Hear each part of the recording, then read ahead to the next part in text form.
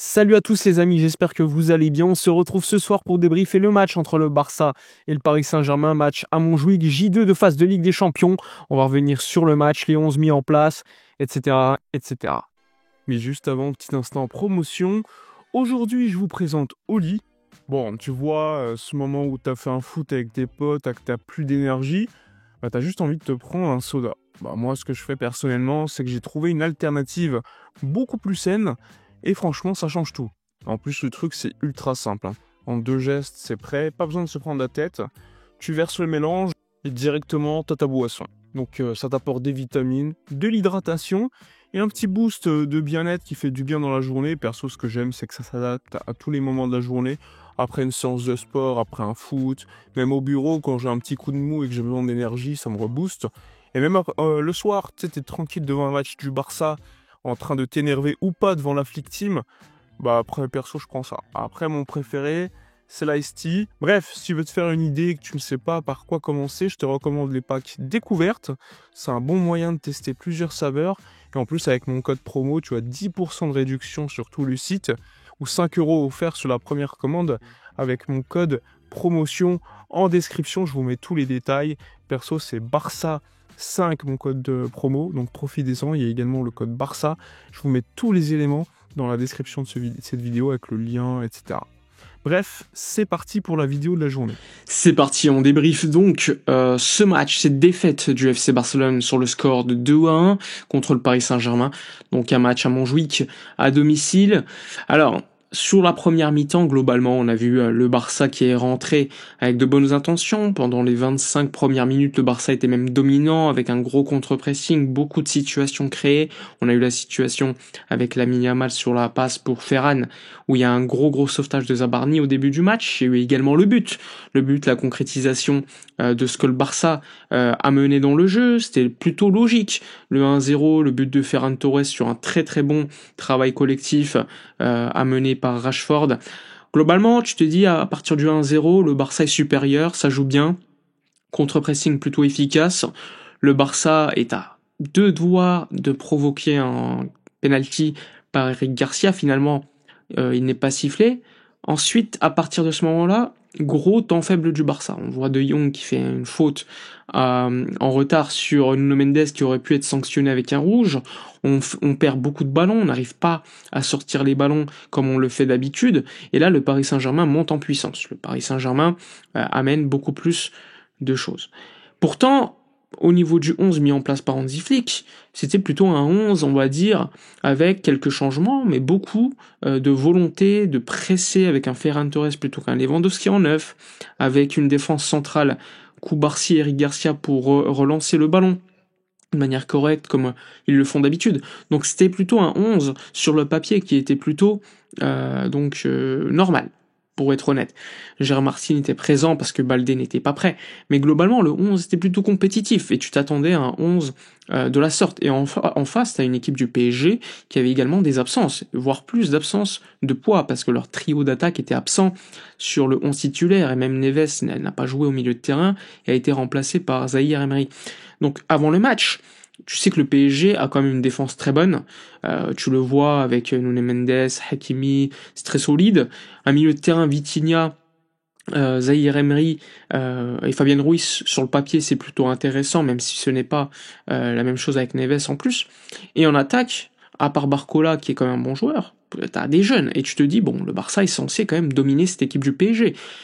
Et finalement, malgré le 1-0, à partir du 1-0 et le non-penalty sur Eric Garcia, et là il y a le temps faible de toute la première mi-temps, la fin de la première mi-temps pendant 15 minutes, le PSG est supérieur à Barcelone et pas loin tout simplement d'égaliser par plusieurs fois, et ils vont le faire. Logiquement, sur un tacle raté de Koubarsi qui anticipe trop, Nuno Mendes passe facilement et fait une bonne passe pour Mayoulou qui égalise. Mais juste avant, tu as une situation où c'est Dani Olmo qui récupère un ballon et qui tente une frappe de genre 50 mètres. Et c'est sur cette situation de contre-attaque que tu encaisses le but.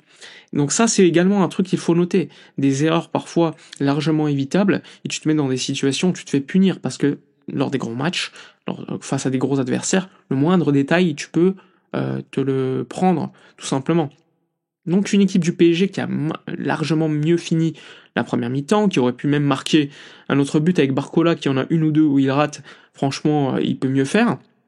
Et la seconde mi-temps, le Barça ne fait pas de changement, et le PSG domine largement le Barça en seconde mi-temps pendant toute la mi-temps. Tu te dis en première mi-temps, le Barça, globalement, sur les 45 minutes, il y a eu une domination en termes de temps de jeu. En termes d'occasion, c'était plutôt similaire. Mais sur la seconde mi-temps, c'est le Paris Saint-Germain qui est meilleur. C'est le PSG qui presse haut. C'est le PSG qui récupère les ballons très très haut, qui fait beaucoup de mal sur systématiquement les appels d'abord de Barcola, puis Hakimi qui va faire ses appels dans le dos de Gérard Martin, qui aura fait en plus un bon match globalement, Gérard Martin. Mais systématiquement sur ces situations-là, le Barça défend trop mal. Et pourtant, Eric Garcia faisait un excellent match jusqu'à sa sortie, remplacé par Christensen. Le Barça, en seconde mi-temps, aura même quand même les situations pour tout simplement mener 2-1. Il y a eu le sauvetage à un moment donné, je crois que c'est Hakimi sur une frappe de Dani Olmo sur la ligne. Tu as également une ou deux situations où finalement c'est pas très dangereux, tu dois mieux gérer les situations, mais globalement sur la seconde mi-temps, le PSG a beaucoup plus créé d'occasions, a beaucoup plus créé de dangers, et les changements ont fait la différence. Côté Barça, tu fais rentrer Lewandowski, tu fais rentrer Casado, et là tu te rends compte qu'en faisant sortir Pedri, tu fais Casado en 10. Tu fais rentrer Bernal, le milieu de terrain c'était De Jong, Bernal à la fin du match et Casado en 10. Dani Olmo est passé à côté du match. Je pense que sur la première mi-temps, c'est le pire joueur sur la pelouse. Et sur la seconde, il disparaît totalement aussi. Et tu fais des changements, mais sur le banc, t'as pas Fermin Lopez, t'as pas un autre joueur qui peut le challenger. Parce que ils sont blessés. Et malheureusement, un Rashford qui a été intéressant en première mi-temps, qu'on a un peu vu en seconde mi-temps, malheureusement, on va le faire changer. On va le remplacer, on va mettre Ferran Torres à gauche, Lewandowski en 9, à droite Lamine Yamal. Yamal qui a disparu en seconde mi-temps, qu'on n'a pas vu. En première mi-temps, il a un peu brillé par quelques gestes, mais après on ne l'a pas vu. Et pourtant, il aurait pu provoquer un second carton jaune de Nuno Mendes qui n'a pas été donné. Mais bon, on va pas se plaindre de l'arbitrage. Ce qui m'intéresse, c'est que collectivement, on a vu les failles du Barça. Des failles qui, d'habitude, on va dire, dans la vie de tous les jours, en Liga, etc., qu'on ne voit pas forcément. Là, on les a vus clairement. À la fin du match, pendant les 15-20 dernières minutes, c'était une bouillie de football. Le Barça n'arrivait pas à sortir les ballons. Tu as fait sortir Pedri, tu as fait sortir les joueurs un petit peu qui ont l'habitude de sortir les ballons. Là, il y avait rien. Le Barça dégageait les ballons et lançait Ferran Torres loin devant pour essayer tout simplement de lancer les contre-attaques.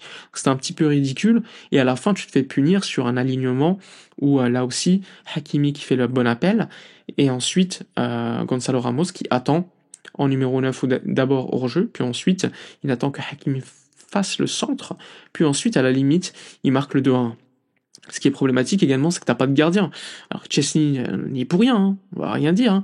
Mais bon, un Joan Garcia, il peut te faire les parades à des moments clés. Et là, il n'est pas là non plus. Mais bon, on va pas parler des absences parce qu'au PSG, il y avait également beaucoup d'absences. Mais on voit que collectivement, quand tu perds un joueur, le circuit de passe au PSG est peut-être mieux maîtrisé qu'à Barcelone. Que ça soit un joueur important ou pas, s'il n'est pas là, le joueur qui va le remplacer aura moins de qualité individuelle, mais en termes collectifs, il va quand même réussir à s'intégrer parfaitement. Côté Barça, c'est un peu moins le cas. Et ce soir, on a vu les failles clairement du côté du Barça. Bref, passons maintenant aux notes. Franchement, j'ai mis MVP côté Barça, Eric Garcia, qui mérite un bon 7.